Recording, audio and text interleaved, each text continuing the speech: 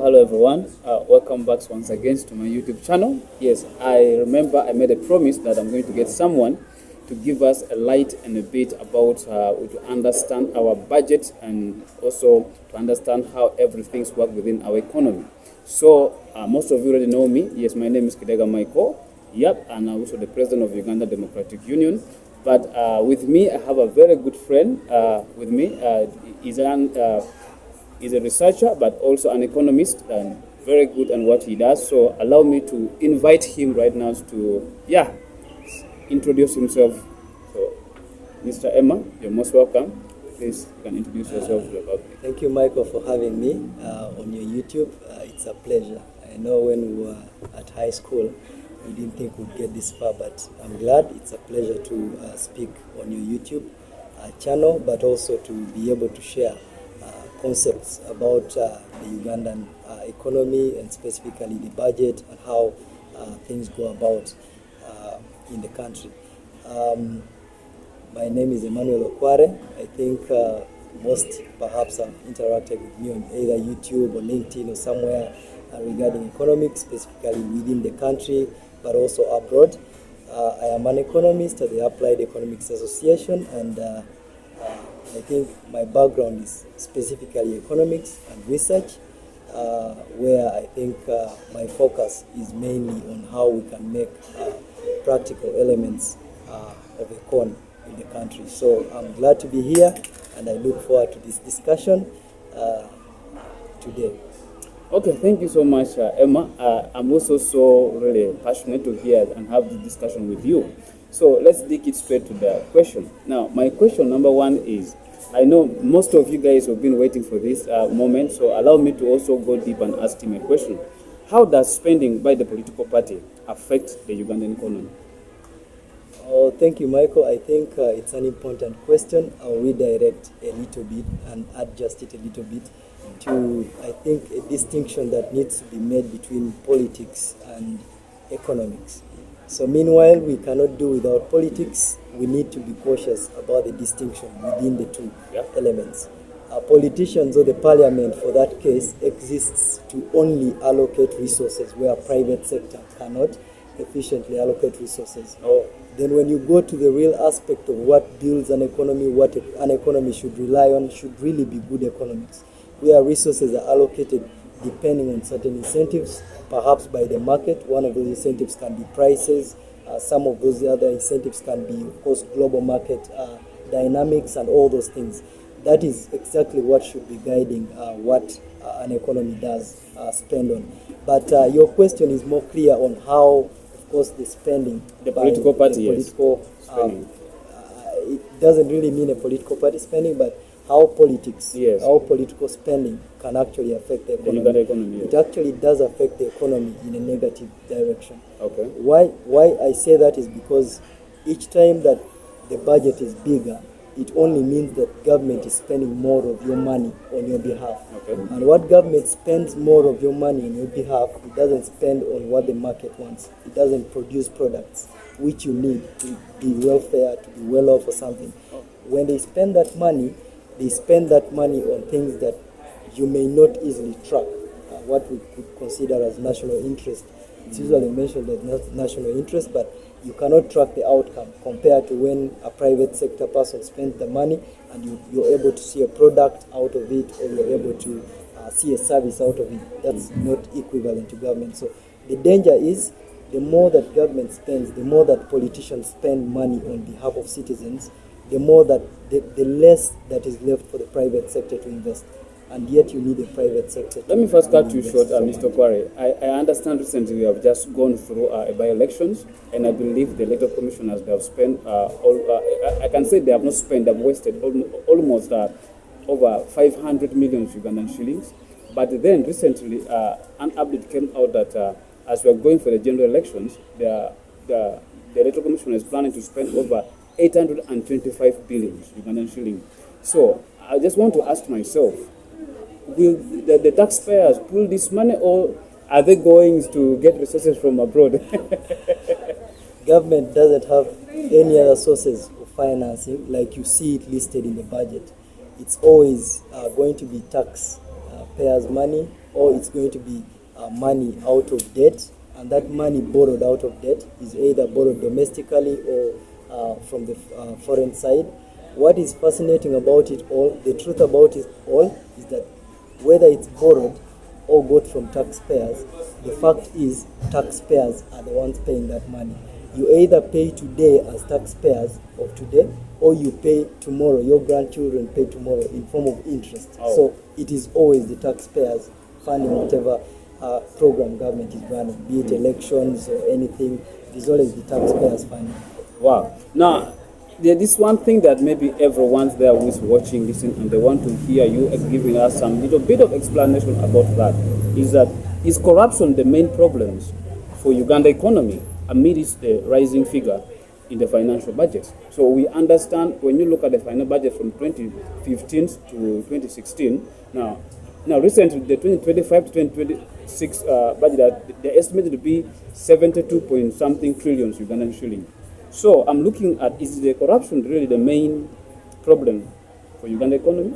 Yes, I think everybody will answer that as a yes.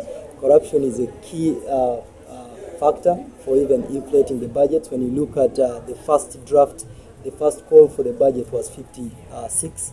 It moved to 66. It is now at 71 trillion, 71.9 trillion or something like that. So what inflates those budgets, when you go deeper into the components that the budget is made of, all over the entire document, you realize some of them are actually things that you will not be able to track the effect. Most of the government projects, most of the ministries have inflated budgets, which are actually considered classified. We never get to know what some of the ministries do with the money. So because it's sort of classified, why would taxpayers' money be classified? Why would you hide what you're doing with taxpayers' money? In other words, it's not sensible.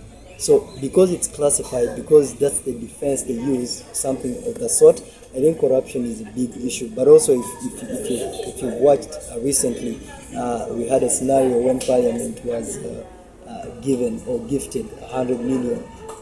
That's too recent, like very, very recent. And what is most important about that is not being given 100 million. It is picking 100 million at night. And picking 100 millions at night. Why would you pick the 100 million at night if it's constitutionally acceptable that someone must get gifted for passing a certain passing a certain bill or something? So it's important. I think corruption is one of those key elements. It's deep-rooted. We can't say it's only in the government or anywhere. It's deep-rooted, even within individuals and small agencies. And then the other part I would love you to throw some light is about, I'm looking at the number and the rate of unemployment in the country, and then we are looking at the amount of money always being allocated in the different ministries in every financial year. So what could really be the problem of unemployment in this country? Because we are seeing that really the budget is really getting up every single day. Every year is rising. So we've lived 2026, 27, it might even go up to 80 something trillions. So, but the problem of unemployment is still really having a problem. So what do you think about that? Is it the economy is not managing itself, or should we get out of the private sections? I believe most of the thing has been privatized, okay, under the private sector. So should the government get back those industry back and then manage everything by themselves, or what do you think we could do for us to reduce the problem of unemployment? First and foremost, I think there is usually something we simplify, which is unemployment. Why I say we oversimplify unemployment is because we can state it as a single figure. Say for 2024 it was about 3.2%. That's easy to say, but it is very difficult to recognize that unemployed people are in over 15 facets. There are those unemployed because of structural changes. There are those unemployed frictionally. There are those unemployed because they don't have the skill. There are those unemployed because there are over 15 versions or ways in which people can get I think we need to get time and talk about unemployment, guys. And you really cannot use one solution to do what? to address unemployment. That's something we need to accept as a country, as a nation. Another important thing which I think should answer the question of what should we do, what can we do, is I think to do with how we are trying to solve the problem of unemployment. Like you mentioned, government is Privatizing, yes. Government privatized and all those. I must say that I think the number of entities, the number of public enterprises that government can privatize. First of all, let me say congratulations. Omeme is out, so the government is back in. Yeah, so the number of public entities, enterprises that government runs, even when you privatize, cannot be able to generate jobs. What needs to be done is government enabling the private sector to be able to invest more. And every time we say enabling the private sector to invest more, we always run to think that it is foreign direct investments. It doesn't have to be foreign direct investments. You must have a certain base of domestic investors that are sustainable to what? To invest. Wow. And when you can be able to grow a private sector, it's the most reliable thing. Because private sector will always evolve, will always be efficient, will always be innovative, will always be wanting people to employ. Yeah. Rather than a public enterprise where you're perhaps running on certain terms and what have you and all those. So I think the best thing is we need to make the private sector more endowed. And being more endowed means we have less of government spending that money on behalf of the private sector, and money gets into the hands of people, so people can be able to invest, have more businesses, have more projects, and then people can be employed. Otherwise, on a single sole basis, to say that government is able to address unemployment using some of these policies, it is unrealistic. Okay. It is unrealistic. Now, this one question that maybe we would like you to help also put more light on it. Do we really need to have KCCA when we have URA and Ministry of Finance? No, this is really confusing because really the people need to understand. So what is exactly the role of KCCA? So, and then we're having the URA and then we're having Ministry of Finance, but still we are not seeing the service delivery is being given to us appropriately. What could be the problem? In terms of economy, I know you understand the economy better than me. So I think if I get you right, the questions are a little bit two in one. One of them is about service delivery, which is an entire thing for the government or public sector to do. And then the other thing is the role of the URA, the role of the Ministry of Finance, the role of the KCCA. I think KCCA's role is basically to manage the affairs of the city, which I think it is not managing well with the congestion we have, with the urban planning we have. So should Ministry of Finance takes over? No, or URA? I'm not suggesting that. Okay. And then URA's role is to mobilize revenue for the government, and then Ministry of Finance's role is to spend on behalf of the government. And planning. Yes. Spend and plan on behalf of the government. That's basically what the three do. What we need to do as a country is to make sure that there are no overlapping tasks between them. For example, finding URA collecting certain amounts of money or certain fees, that should be sort of redirected to one entity, and then finding maybe URA again doing certain things that are supposed to be done by KCCA. Wow. I think that's something we need to realign to make sure that they don't have overlapping tasks. But we do need KCCA to manage the way the city is run, and then we don't need URA to mobilize finances for government to spend on provision of public goods and demerit and manage also the merit goods. And then we need Ministry of Finance to effectively plan and project government spending for the country. But that should be done efficiently and effectively, which you may have questions on here, there, and all this. For the sake of service delivery to the people of Uganda, I don't know what will be your suggestion in terms of economy. Should the government, the next government that comes in power, I don't know, because most people believe, of course, Museveni will come back, others will believe Obaso and so will come back, whoever will. Should they reduce the amount of money every minister or member of parliament they get, or should they be increased? Oh yeah, I think it's been a good debate, and I have been on the good side that is never taken. I think government spending generally needs to be reduced.